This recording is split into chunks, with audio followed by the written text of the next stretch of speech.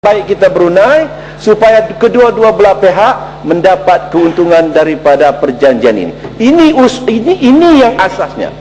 Ya, yang sebelah sana main politik 24 jam. Ya, Menteri, saya ingat panjang dah cerita kita dekat kawasan ni.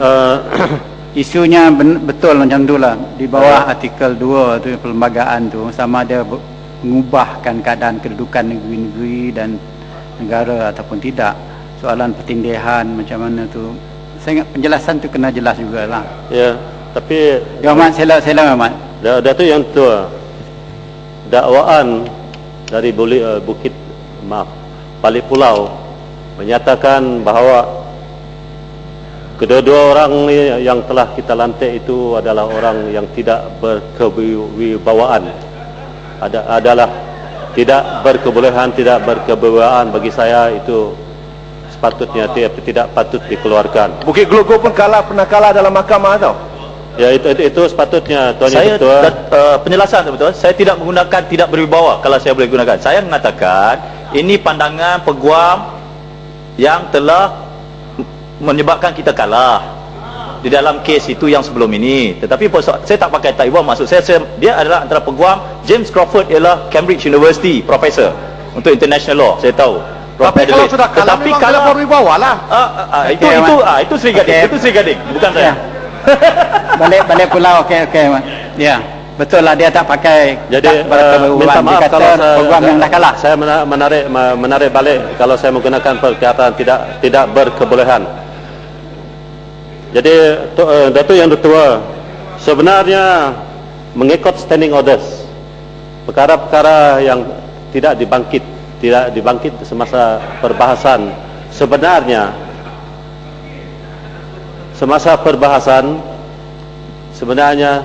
mengikut standing orders boleh tidak dijawab oleh Menteri. Dan dalam perkara ini, I know it's a big issue, saya telah menjawab banyak soalan yang berbangkit daripada isu yang telah dibawa dan dibangkit semasa perbahasan, dan saya fikir memadailah bagi saya untuk menjawab soalan atau yang memerlukan penjelasan tentang blok L dan M setakat ini. Dan sekiranya perlu kementerian saya akan mengambil maklum dan mengambil tindakan, dan mungkin akan memberi jawapan secara bertulis. Menteri, satu kertas putih Menteri, Akhir melibatkan kedaulatan negeri, satu white paper kalau boleh dipertimbangkan. Satu white paper untuk kepentingan rakyat. Datuk Yang Tua, mengenai pembentangan white paper ini, saya fikir tidak perlu, sebab ini surat letters of exchange ini sebenarnya telah pun ditandatangani. Saya nak penjelasan je lah, pasal saya masih confused. Betul lah apa yang dikatakan oleh Kota Belud. Kalau tempat tu memang milik Brunei, dah maka kenapa dia nak berikan limbang kepada kita sebagai ganti? Kalau dah memang dia punya, kenapa kita serah je lah? Kenapa nak kaitkan dengan limbang pula? Nombor satu, ya, ni soalan pertama.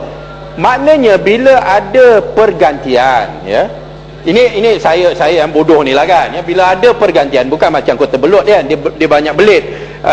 Bila ada pergantian, maknanya dia iktiraf bahawa kita ada tuntutan dan kita ada hak untuk menuntut, dan dia minta kita jangan tuntut, ya, yang blok L dengan M tu serah pada dia, dan dia beri kita limbang. That is the line of argument, ya? So maknanya tidaklah semudah mana yang diceritakan oleh pihak Kota Belud. Nombor satu. Nombor dua, hakikatnya nombor dua, persoalan dia tak betul. Kalau tak faham. Dua ialah sekiranya benda tu dah memang milik. Sudah ya Mat. Putatan salam tak, sudahlah Mat. Ya. Yang Kota Belud pun tak payahlah ya Mat. Datuk Yang Tua, Salam telah menggunakan perkataan limbang, telah menyatakan bahawa kita telah menyerahkan limbang.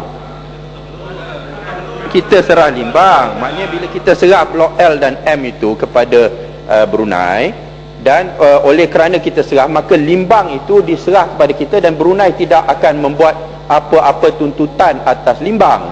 Kenapa kita kena ada pertukaran itu sekiranya seperti mana yang disebut oleh Kota Belud, it's so obvious Blok L dan M adalah milik Brunei. Kenapa dia nak beri kita limbang sebagai ganti? Hakikat bahawa dia beri kita sebagai ganti bererti win-win situation lah. You help me, I help you lah.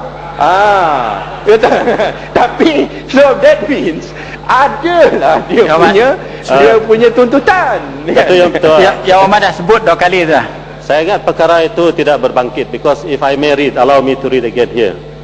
Agreement between the government of Brunei and the government of Sarawak regarding the boundary between the states of Brunei and Sarawak, between Limbang and Brunei from the coast to a point west of Bukit Gadong, dated 24 Februari 1933. Jadi perkara itu, penyerahan itu bagi saya tidak berbangkit. Dato' yang betul. Ya, pindah lah ya, Mat. Pindah ke topik lain lah. Akhir sekali. Izinkan saya meneruskan ucapan. Akhir sekali.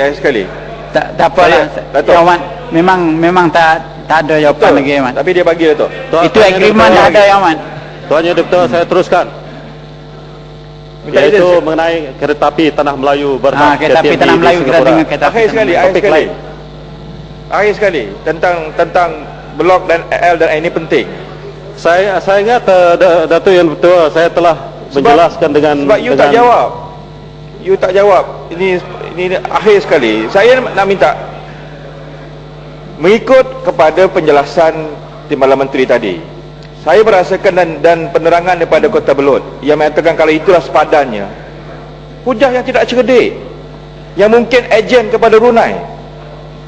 Saya ingin menyatakan bahawa saya ingin merakamkan pada petang ini bahawa di dalam Dewan Yang Mulia ini, kalau begitulah caranya kerajaan Malaysia menyelesaikan isu bertindih, akan banyak lagi kawasan bertindih yang akan lepas pada tangan orang lain. Dan ini adalah pengkhianatan kepada negara. Satu pengkhianatan kepada negara retorik yang tidak lagi dibawa ke Mahkamah ICJ. Yang berhormat janganlah retorik. Ini ejen Brunei. Retorik. Kota Belud ejen Brunei. Retorik kita lagi. dapat di luar. Retorik lagi. Ini pengkhianat pada negara. Pengkhianat kamu yang pengkhianat. Pengkhianat negara. Retorik. Itulah Ejen saja kerja pada kamu, Brunei. retorik. Everyday retorik. Tidak mempertahankan wilayah Sabah. Saya orang Sabah, saya tahu Mat, keadaan. Itu satu. Sudah ya, Mat. Sudah lah, Mat. Dah cukup ya, Mat. Dah cukup lah. Pengkhianat pada negara. Terima kasih. Biasalah.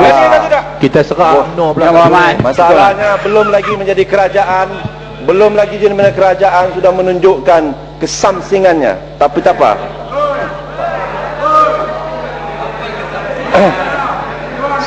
Tuan Yang Dipertua, sekali lagi saya minta penjelasan kepada Yang Berhormat Menteri. Dalam kita menggunakan kebijaksanaan kita berbincang menguruskan pertindihan kawasan-kawasan di persekitaran negara kita ini. Memang sahlah bertindih ya. Memang sah bertindih. Jangan kata tak bertindih. Tadi kata tak bertindih, sekarang kata bertindih. Siapa yang kata? Cakap Tadi terus terang. kata Bertindih dulu. tak bertindih. Shah Alam duduklah. Tadi kata jelas. Saya kata Ya, Mat. Sudahlah, ya, Mat. Sudahlah. saya dikacau Tuan Yang Ya, Dipertua. Mat. Salam. Kementerian Batu tolong Saya bagi saya peluang dulu untuk nak bagi tahu kepada Shah Alam supaya dia faham. Dia tak faham. Saya cuma ingin mengatakan Tuan Yang Dipertua, kalau kita melihat kedudukan kita, inilah standard pembangkang. Kinabatangan pun tak faham. Standard pembangkang. Standard pembangkang Tadika. Ketua Penasihat. Ahli Parlimen Tadika inilah. 25%. Tuan Yang Dipertua, saya ingin bertanya kepada Menteri. Saya ingin bertanya kepada Menteri.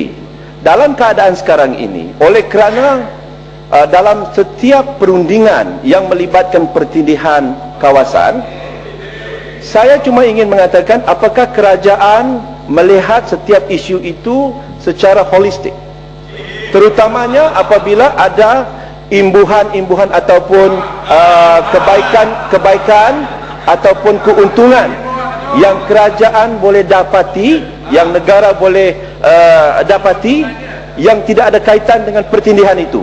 Contohnya, kalaulah diberikan isu, katalah kes itu tidak begitu kuat dan mungkin kita kalah, tapi kalau kita ada mempunyai trade dan dengan yang lain, apakah kerajaan mempertimbangkan dalam keadaan begitu? Contohnya dalam keadaan limbang, apakah kalau kita dapat limbang semula, kerajaan akan mempertimbangkan itu sebagai sebahagian daripada keputusan keseluruhannya? Terima kasih.